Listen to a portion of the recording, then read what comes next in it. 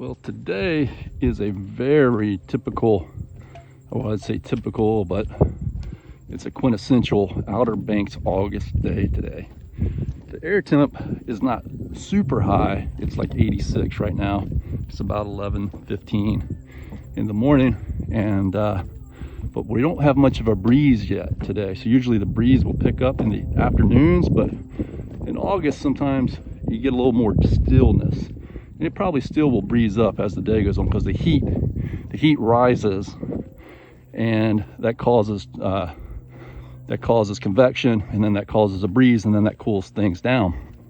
But the humidity is like 78% right now, so the heat index is 95, and it's not as hot as it gets when you get inland an hour or so, or we get away from the water, but still it's a muggy August day. And that's kind of like what, if you average out all the years, it changes from years to years, but this is really what an August day is like on the Outer Banks. Hardly any animals moving around. There are all those crabbies and fish in the water. That's really interesting that we're having that kind of run. I just saw more of the shrimp in the water, and with the crabs, that's really nice to see. But as far as, hardly even any squirrels running around. No rabbits, no squirrels, no birds chirping.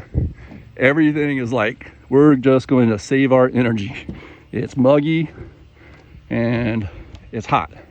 I took a walk early this morning but then it was really still, so it wasn't much cooler because right now at least there's a tiny breeze. Early this morning there was no breeze, and then I was on the phone a lot for the rest of the morning, and then so I just decided to go out here and still enjoy it.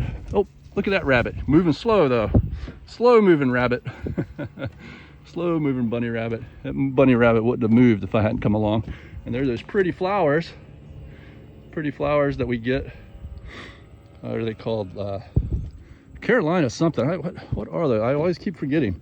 It's very that's a very traditional flower for the Carolinas, and I've taken lots of pictures of those. Some years there's more than others, like everything else. Seems like they're popping out now. What are those things? They're the shoot, I'm not even going to the Carolina. Oh man. But anyhow, you got to enjoy these days, and you got to take these moments to practice mindfulness. And sometimes I've made some videos about a very important subject. It's sort of because of the way psychology is, and it's not the most understood. It's not even really a science. It's more of a study still.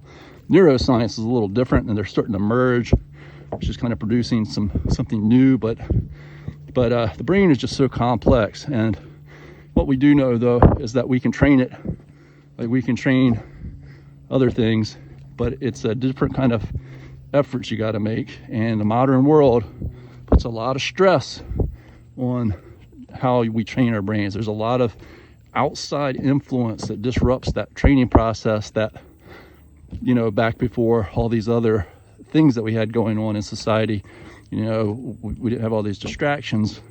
People were probably much more in the moment, much more aware of their surroundings, and healthier, at least from a mental point of view. They lacked all the technology that allows us to maintain longer lifespans now, so there's like that trade-off, but they certainly didn't have all this interference from the outside world coming from around them. But there's one really important topic it's a real topic, and you will rarely hear it explained very well, and I've tried to mention it in some other videos, and that is we all have a voice in our head, but there's one true voice. You might call it's your voice. It might be the voice that's the connection between you and God or the universe, whatever you want to say. And that's a quiet, pleasant voice. There's a thing in nature that's based around self-preservation. Animals don't fight with one another for no reason. If you see animals in a herd, they're typically very peaceful with one another. If those animals fight, It's for some reason, it's either animals from two different species fighting because of territory, or it's a prey and predator type of situation, or it's something else that's biological, but it's not a normal state of mind for animals to just want to fight with one another, because that would mean that more often they would die, and it would just cause pain, and there would be no purpose in it. And so humans should be the same way. However, because of the way things can go for humans, how humans can survive in conditions that would ultimately mean death in a natural population in the wild, a lot of weird things start to happen with humans. And so humans can sort of implant thinking into another human. It's sort of can be looked at almost in the same way that a contagion or like a virus is. And so this is not explained very well in modern world very often. There are people who know this specifically, and they can train and teach in this art, but even probably most psychologists who are traditionally trained in academics don't really have a good grasp on this either. It's a very there are some, and they're the top of the field that really understand this, but this internal voice or internal dialogue is essential. And your peaceful voice should never want to, in natural, cause harm to yourself. But in the natural world, an animal doesn't cause self-harm, or harm to others. Only if it gets really sick will it remove itself from the herd to protect the herd, and it will go off, and until it's either gets well, it will rejoin the herd, or it will die. But it won't do that as any type of way to self-injure. It only does that as a peaceful way to, as nature has taught, through evolution and creation and whatever, that's the best way for the herd. So the animals are not going to cause harm to themselves or to the others in their flock or in their herd, or even to other species. You see the birds all flying together. It's only where there's a preservation factor. So like a bird of prey will attack a bird so they can have food, but they won't just fight for no reason. Or a mama bird will protect, or papa bird will protect its nest, to protect the young, things like that. So if you have any voices in your head that are not peaceful and pleasant, and they're just there, mindfulness will help a lot with dealing with those. And it will also, there's techniques that say, hey, just let those things sit in your mind, don't deal with them, just recognize that they're there, and they're not you. You're not going to act on those things, and you shouldn't feel bad about them, because your best self is not really wanting them or whatever, and they can torment you if you don't just let them be there. But there's another part to that doesn't get discussed as much. But there's some brilliant scientists or psychologists or researchers, we're going to call them, who have looked at this with a lot more detail. And also the ancient people looked at this with more detail, and they talked about this.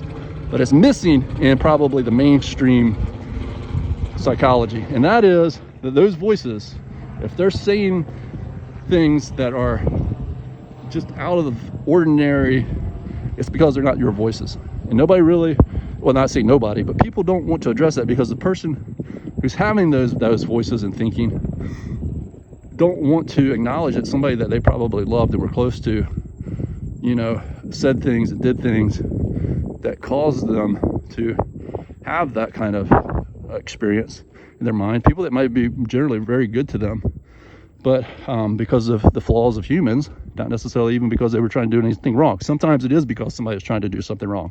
And in fact, there are government organizations and other organizations, terrorist groups, who train people in how to do that. And it's called implanting, they implant these thinkings. There's some words that they use for that. And it's a real thing. And they really practice it, and they really use it.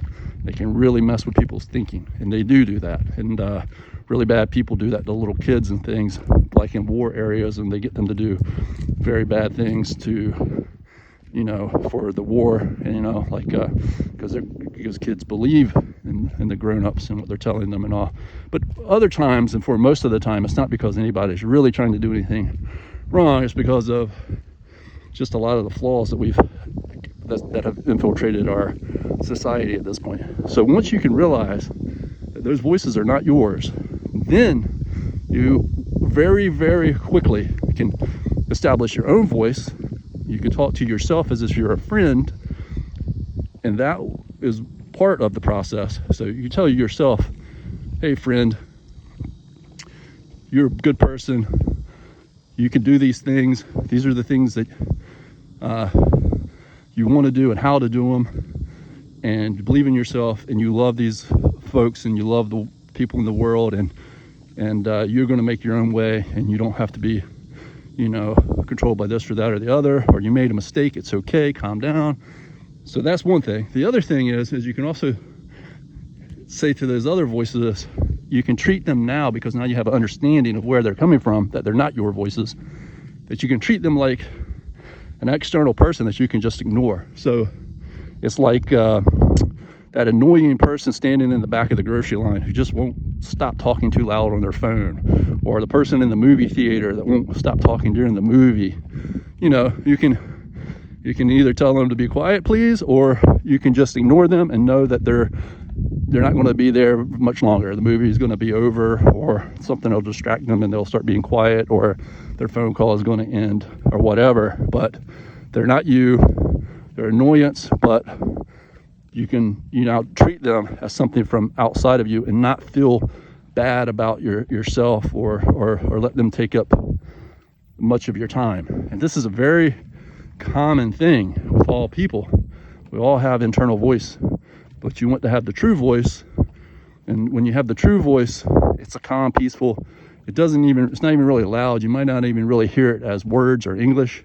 It's more of you're such in tune with it that it's just guiding you on a good path, or generally a good path. Obviously you can make mistakes, and it's kind of like that too when you have a really good teammate or a really good partner, or when you get older and you have a spouse. If you have a really good spouse, this has been shown even with science, where they can measure people's brain waves. People will get on the same brain waves, and if they're positive, it'll be very productive, and it'll be just almost like your internal voice. However, that also says that you can intermingle with people who have a bad voice, and they're trying to lead things in the wrong way, and they will kind of intune themselves into you as well, and that's where you get that negativity. So you got to be selective. You got to kind of be able to sense and feel when things are really truly positive, not just when they feel good and you feel happy. That's not what really. It's more of when you feel a calmness and a peacefulness and a productive type of feeling. Things are moving in the right direction. Your inner compass will tell you that. It'll tell you the difference between excitement and joy. And I mean enjoyment, like short-term enjoyment, or anxiety, or anger, or hate. You'll know. Because sometimes we can think we're finding peace in hateful things, because it joins people together. One thing people need is they need connection with other people, and unfortunately sometimes that connection can come from around very not good things. But people will do that. That's why people join gangs, because they find friendship in the gang. They think, although it's leading them for a terrible ride of life, it's that need for connection. So that's where you got to have that inner compass and be able to distinguish these voices. Have your voice and your voice with what is good in this world, which G-O-D, God, and G-O-O-D, good, are. There's not a mistake that those two words are almost the same word, and because essentially you can simplify God down to doing what's good, and so that's really important. And it's just not described. It seems simple when you say it like I just said it, but it's not very often said that way. There are some that will say it that way, and the ones that do are usually at the top of their field in this area. But I think for societal reasons and other reasons, it doesn't quite trickle through all the everyday kind of psychological talk and that sort of thing. Look, there's more of those flowers. And there's a little bee or fly with one. And so just remember those things, and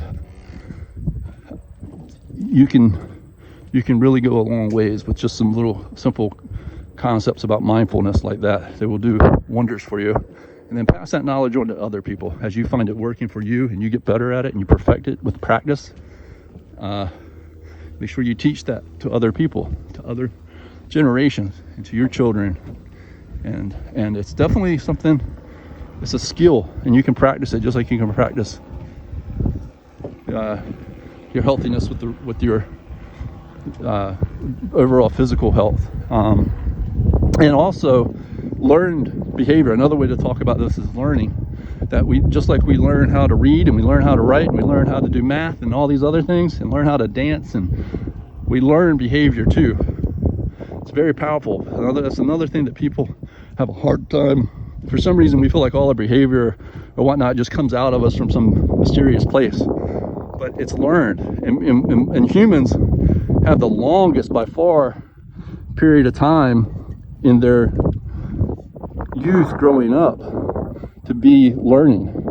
Like, so, you know, people, even with animals, chalk too much up to just instinct. They think that a lot of things that animals do are just purely instinct, but it's not. There's a lot of things that you think are instinct for animals, but if they're not taught, they won't survive. So with animals, typically they have to be taught the right thing, because there's no room to be taught the wrong thing. If they're taught the wrong thing, then it just means certain death for them. With humans, you know, unfortunately, we can be taught the wrong things and still survive.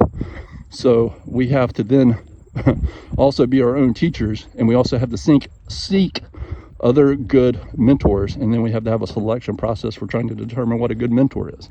So, but start with that inner voice. That's a really simple concept to know in your inner compass. I love you.